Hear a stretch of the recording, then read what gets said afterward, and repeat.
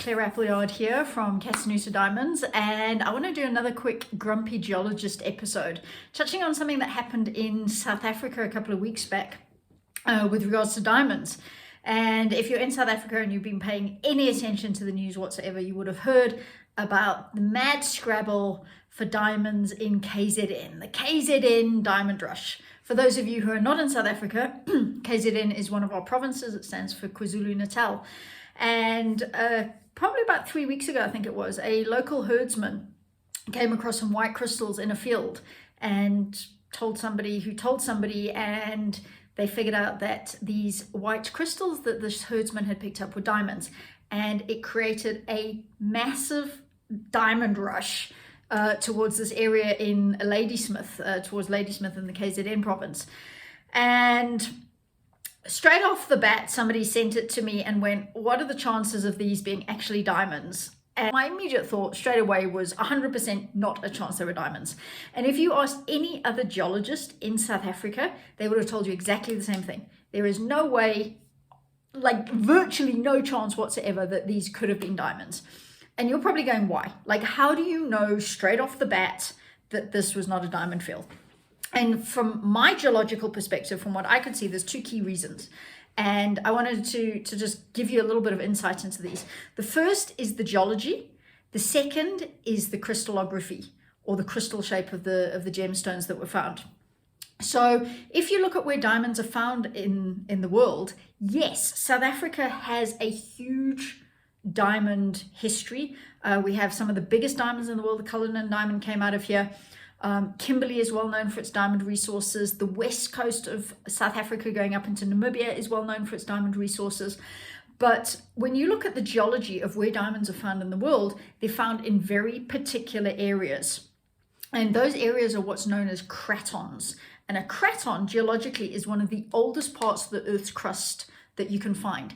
And those cratons are 2.6 billion years old or older. Now, the volcanic rock that brings diamonds to the surface is known as kimberlite. And there's a rule called Clifford's rule, which has been scientifically stated basically that a kimberlite that is on a craton may contain diamonds. A kimberlite that is off a craton will not ever contain diamonds at all.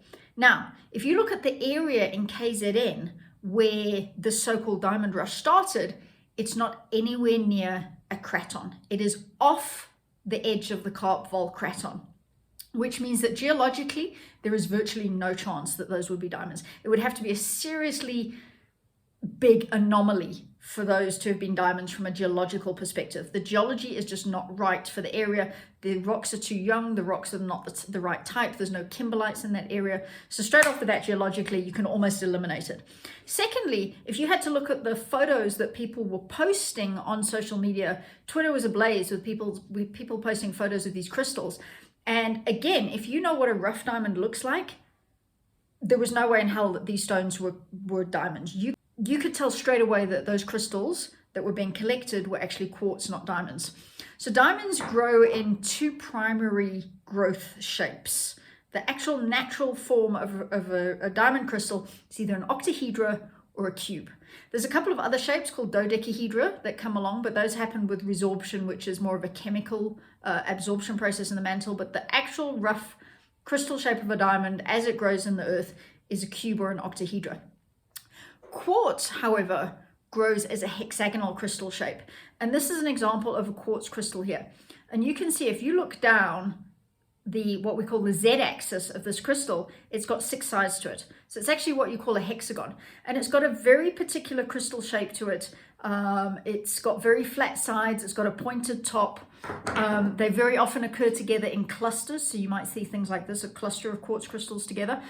And if you have a look back, if you go back to Twitter and you go back to social media and you have a look at some of those photos of the diamond crystals that were being found in KZN that were posted on social media, you would see they bear no resemblance to actual rough diamonds. And I'm going to insert some pictures and videos of rough diamonds that you can see what they look like. But you would have seen that those crystals were actually more like this shape, the hexagonal crystal shapes. You could see the facets, you could see what's called the termination point of the crystal.